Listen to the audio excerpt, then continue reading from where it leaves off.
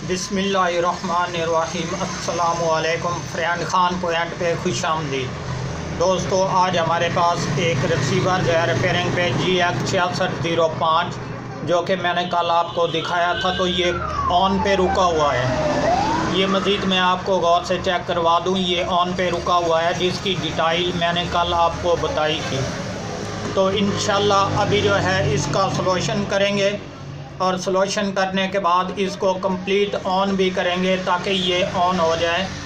और इसमें जो भी प्रॉब्लम है मैं आप दोस्तों के साथ ऑलरेडी शेयर करूंगा। तो सबसे पहले दोस्तों, मैं अपने कैमरे को करता हूं महफूज, और महफूज करने के बाद इसमें जो भी मसला है इस बोर्ड में मैं इजी ओपन तरीके से आपको बताऊंगा कि कौन सी जगह पर इसमें प्रॉब्लम है। सो फ्रेंड, अभी ये बोर्ड आपके सामने मैंने ओपन करके रखा हुआ है। तो सबसे पहले जो है हमने इसके डीसी वोल्टेज चेक करने हैं दोस्तों। ये देख लें, ये बिल्कुल ऑन पे हैंग हो चुका है, ये यहाँ से हट नहीं रहा, ना ही ऑन होता है ना ही रेड लाइट पर। तो सबसे पहले जो है हमने डीसी मीटर जो कि मल्टीमीटर होना चाहिए उसकी मदद से हमने जो है इसके वोल्टेज चेक करने हैं। क्योंकि दोस्तों ये आपको इन्फॉर्मेशन देता चलूँ कि बाज़ औक़ात हमारे ये जो ओल्ड मीटर हैं ये सुई वाले, ये अपनी वैल्यू ठीक नहीं बताते, क्योंकि हमने कंप्लीट इसके वोल्टेज टेस्ट करने होते हैं। तो ये हमें ओल्ड मीटर नहीं चाहिए, इस तरह के काम में हमें डीसी मीटर चाहिए, जो कि मैं अभी डीसी मीटर आपके सामने ये देख लें। इसको हम 20 वोल्ट पे रखते हैं। 20 वोल्ट पे रखने के बाद यहाँ पर मैं आपके सामने मीटर को भी रख देता हूँ ताकि आपको सही तरीके से जो है इन्फॉर्मेशन मिल सके। सो फ्रेंड, अभी ये देख लें, मैंने इसको जो वापटा वाली पावर सप्लाई है वो नहीं लगा के रखी हुई, क्योंकि हम अक्सर जो ओपन बोर्ड का काम करते हैं वो DC 5 वोल्ट की मदद से करते हैं, क्योंकि हमारे टोटल इस सिस्टम को जो है DC 5 वोल्टेज की ज़रूरत होती है ऑन होने के लिए, जबकि हमारे रैम की तरफ और प्रोसेसर IC की तरफ, फ्लैश की तरफ और सिग्नल IC की तरफ ये DC 5 वोल्टेज जो है ये मदद करते हैं। तो अक्सर ही ये जो है हमने चेक करने हैं, क्योंकि हमारे जो मिसाल के तौर पे 5 वोल्टेज होते हैं वहाँ से कन्वर्ट होकर 3.3 वोल्टेज और उसके बाद 1.7 ये 2 वोल्टेज होते हैं यहाँ पर जो इस सिस्टम को ऑन करते हैं। तो सबसे पहले मैं एक प्राड यहाँ पर ग्राउंड पर लगाता हूँ जनाब। ग्राउंड पे लगाने के बाद जो है दोबारा इसको चेक करते हैं।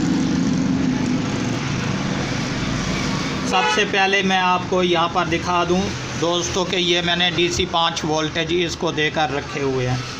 इसके अलावा यहाँ पर हमारे 2 रेगुलेटर IC हैं जनाब, जो कि मैं तार को एक साइड पे कर लूँ और इसके बाद आपको चेक करवा देता हूँ। ये देख लें, ये हमारा पहला जो 3.3 वोल्टेज वाला है ये अभी 2.10-12 की वैल्यू बता रहा है, जिसकी वजह से ये रेड लाइट वो जो है हैंग होने से नहीं हट रहा।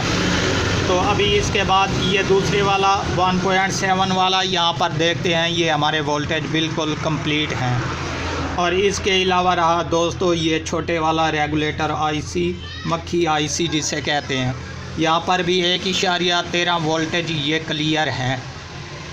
तो ये किस लिए जो है ये हैंग पे रुका हुआ है दोस्तों, ये बस इसी की वजह है कि ये हमारे जो 3.3 वोल्टेज हैं ये कंप्लीट नहीं, जबकि ऑन होते ही ये वोल्टेज कम कर देता है जो रेगुलेटर है हमारा।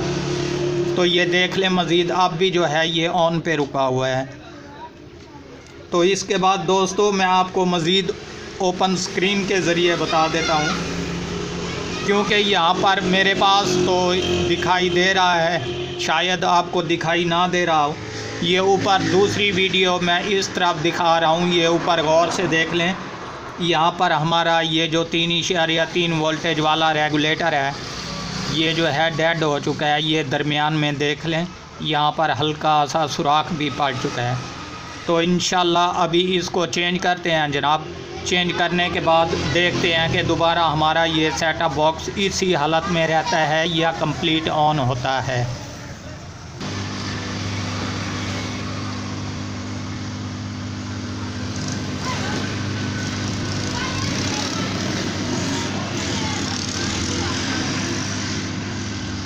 दोस्तों ये देख लीजिए फ्रेंड्स, ये मैंने आपके सामने जो है इस ओल्ड आईसी को यहाँ से निकाल दिया और इसकी जगह पर एक न्यू रेगुलेटर लगाएंगे जनाब।